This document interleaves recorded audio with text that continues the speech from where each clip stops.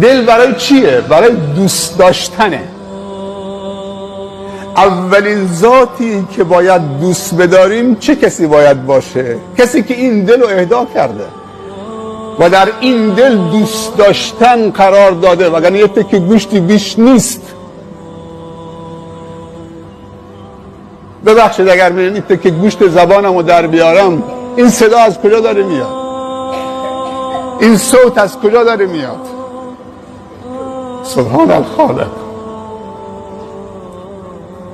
هنوز کسی جرأت نکرده بگه من خالق انسانم، من خالق کوهم، من خالق اقیانوسام، من خالق آسمانم، من خالق اجرام آسمانیم، من خالق زمینم. فقط یک ذات جرأت داره که بگه، حق داره که بگه. زمین با همه اقتدارشون هنوز جرأت نکردن. اگر این ادعا رو بکنن بهشون میخندن.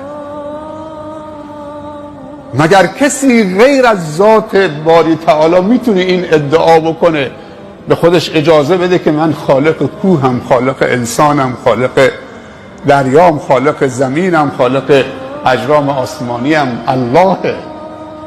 اگر الله این دل داده و درش محبت دوست داشتن قرار داده، اولین ذاتی که باید دوست بداری الله. مشکلت خودتو حل کن، یه الله با این دل دوست بدار، کل وجود در بر میگیره. دنیا رو طوری دیگه میبینید، دیگه تو میشی بنده رب العالمین، تو جایگاهی ویژه پیدا میکنی. این کعبه از جان و دل و هواش داشته باشی. خداوند همیشه نگاه به دلهای ما و شما میکنه، نگاه به جیبها نمیکنه، نگاه به پست و مقام ها نمیکنه. برای رب العزت و الجلال کرامت انسانی مطرحه، نه رنگ و پوست، نه جیب، نه پست و مقام. یه وقتی ابوذر غفاری از دهانش در رفت، به برادرش بلال گفت یبن السودا، ای سیاه زاده، ای کسی که مادرش سیاه پوسته. بلال شرمنده شد، شرش انداخت پایین. خدا رنگ منو سیاه کرده، رنگ پوست من خدا سیاه کرده. چه بسا رنگ پوست خیلی ها سفیده اما زیرش خیلی سیاست.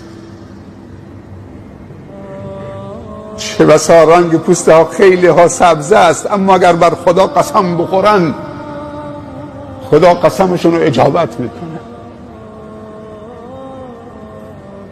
خبر به رسول الله صلی الله علیه و سلم رسید. ابوذر پشیمان شد، دست به دامان بلال شد. ای برادر بلال، منو ببخش، آرام نمیگیرم مگر این که روی زمین جلو همین جمعی که به تو توهین کردم بخوابم، پیشانیم به بالا باشه، تو با این نعلینت که روی خاک راه میری بکوبی تو صورت، بکوبم تو صورت چه؟ بکوبی تو صورت من. ابوذر به بلال میگه. ابوذر غفاریه، از قبیله غفاره. اون یک سیاه پوست حبشی است، غلامزاده بوده، برده بوده. اما بلال چه جوابی داد؟ گفت یا اباذر، ای برادر ابوذر، من کسی نیستم که با این نعلینی که روی خاک و نجاست راه میره بگذارم بر پیشانی که برای خدا سجده کرده. حالا توی اشتباهی کردی، یک چیزی از دهانت در رفت، بعدم عذرخواهی کردی،